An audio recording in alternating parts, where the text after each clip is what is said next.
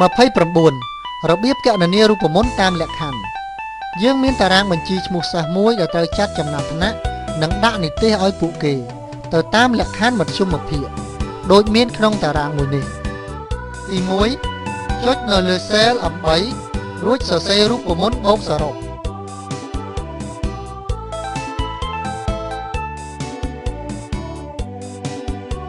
ហើយចុច Enter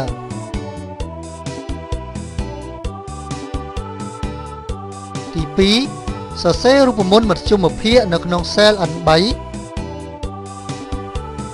បន្ទាប់មកចុច Enter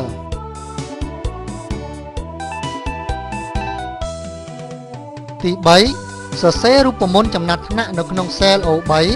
ស្មើរែង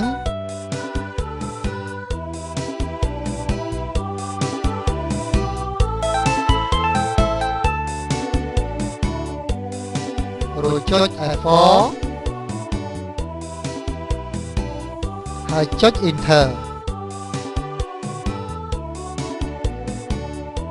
ទី4សរសេររូបមន្តនិទេសដូចតទៅប្រសិនបើមធ្យមភាគធំជាងស្មើ9ឲ្យចេញលទ្ធផលល្អណាស់